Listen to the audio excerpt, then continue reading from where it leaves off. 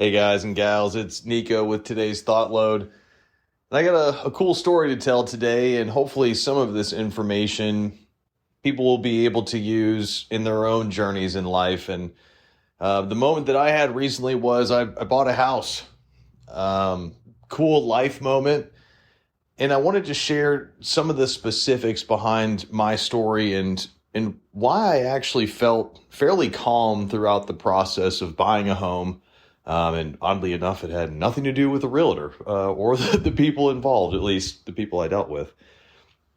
I think it all started by the way that my parents raised me.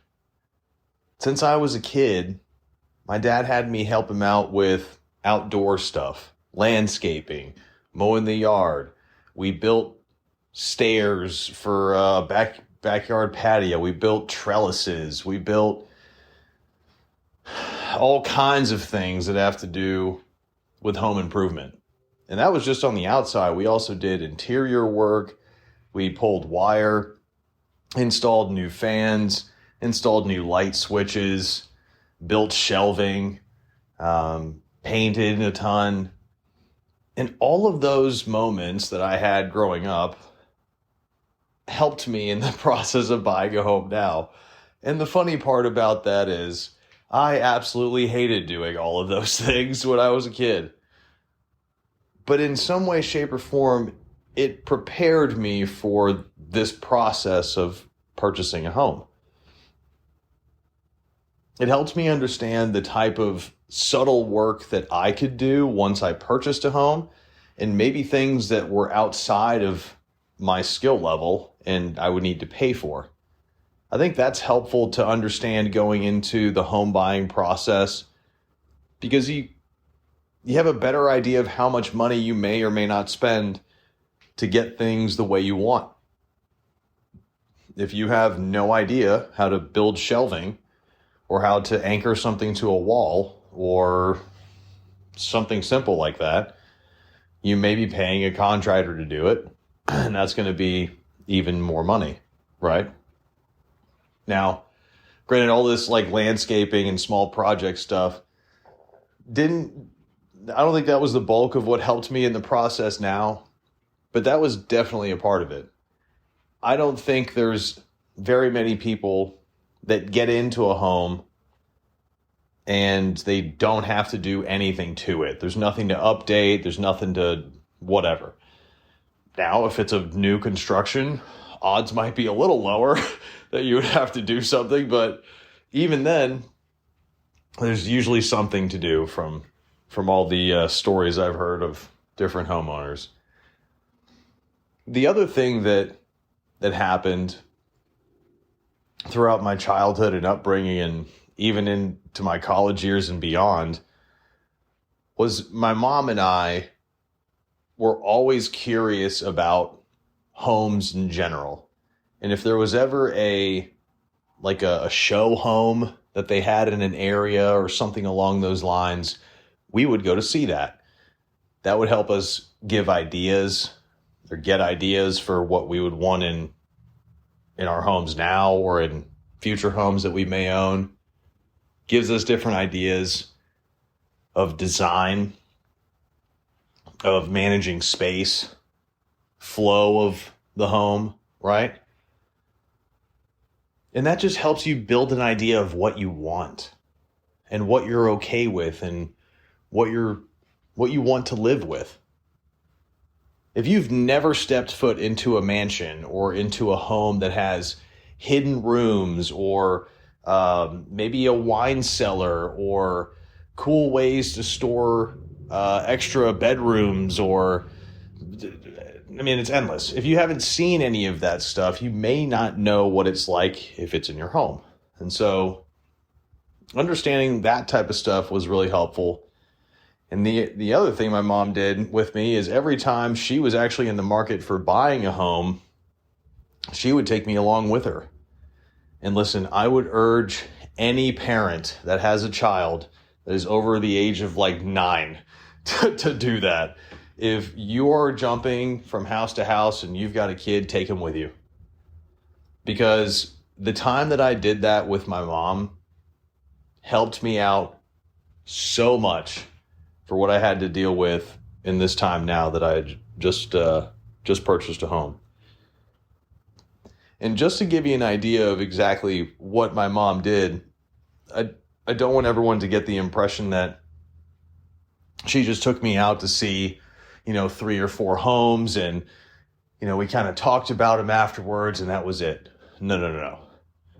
When we moved into the area that I'm in now, this was 20 years ago, my mom took me with her to search for houses. The first day, we saw 19 homes, and every single house had something that she liked, didn't like, things that she wasn't willing to budge on, or obviously things that she really liked. So it was intense, but that's my mother. And to be honest, I love that because you get knocked so much stuff out of the way if you were to do something like that. You're like, all right, cool. I've already seen like half the city, at least the houses that are in my range. I've already seen half of them today. And from a kid's perspective, you're hearing some of this stuff. You're seeing different models of homes. You're seeing different areas. You're understanding how different like towns and business centers and different areas around a city kind of connect and work together. You're understanding like how influential is a grocery store to this particular town, or a movie theater, or what have you. You learn a lot by seeing a wide variety of homes in a wide variety of areas throughout your life. And again, those experiences that I had when I was a kid and when I was growing up, they helped me in that process now. Because there's so much nuance to buying a home. I don't want to go into super duper detail with something like this because there's just too much. Now, off the top of my head, outside of, going back in time and looking at homes with your parents, something that you can probably do right now, or whenever you're in the process of buying a home, is just make sure that you're researching exactly what you need money-wise, and that you're not going above your spending or your available spending. Live within your means whenever it comes to buying a home. And also realize that each house that you look at has the opportunity to be yours, but it also has the opportunity to be somebody else's house too. So don't ever fall in love with something so much that you can't stand to lose it. And on top of that, if you found a house that you really like, you're in the process of putting money down, I would always urge everyone to use licensed contractors, and specifically ask for that. Licensed contractors and workers on any repairs or adjustments that you need in a home.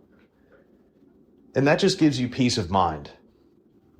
Listen, I know that there are amazing workers out there that are extremely skilled and can do damn near anything, and they don't have a license, especially in certain parts of the country and parts of the world. You're just not going to find people with a license. But if you are buying your first home, that's not something you want to think about. So I would definitely recommend to ask for that once that time comes. And really feel free to ask your realtor any questions, ask your friends any questions, ask the internet any questions, because you need as many perspectives as possible when you're in the process of buying a home. The worst thing to do is kind of get tunnel vision and ignore other options or perspectives and then end up in something that you never wanted. Always, as Jocko says, widen your field of view, understand all of your options, and make the best decision for you. Now, part of this thought load today is related to our budget and money series that we're doing now. And part of it I intended to help people see and look into the future and see what their future goals are so they can start to prepare for them now. If you're sitting somewhere and you envision yourself in a home in the next few years or year or whatever it may be, and you feel like you haven't done enough to prepare yourself for that, hopefully I gave you some stuff to look into when it comes to buying a house. Because even though you feel like you may not have done enough right now, you still have time. There's still things that you can go and research, and there's still, heck, look it up right now. Things to do before buying a home, and just read an article. You're obviously not going to go and see houses right now. You're obviously not going to, close tomorrow on the house of your dreams. But if let's say every week you go and find a new neighborhood they're building in your area and you go check it out. You see if they have a show house you can check out, or whatever they're called, I don't know. Start to learn from other things that are happening around you. If there's someone in your family that you know is in the process of buying a home and you're able to actually be there with them during the process, I would volunteer for that. Because then you get to see what they do, ask them questions about the process, and when you encounter similar situations during your home buying process, you'll be prepared. And all it takes is a little thought and foresight to realize that, hey, I'm a goal-oriented individual. I'm going to eventually be looking at buying a house, and I want to be prepared to do that. What can I do right now to prepare myself for something that I know is coming? And once you've done that, as it relates to a house, once you've prepared yourself for that future goal of having a house, what other future goals can you prepare yourself for? Is there anything else that you can work on or set up today so that tomorrow or 2 weeks from now, whenever you encounter that goal or that thing that you want to do, it's easier for you?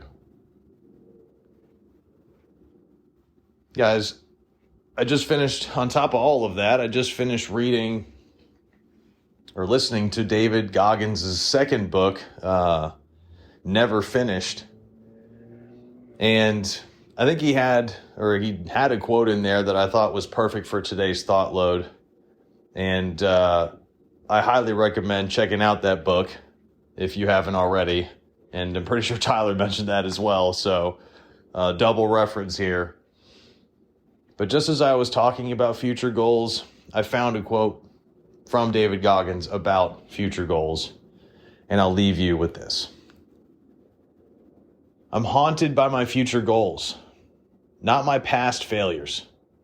I'm haunted by what I may still become. I'm haunted by my own continued thirst for evolution. David Goggins.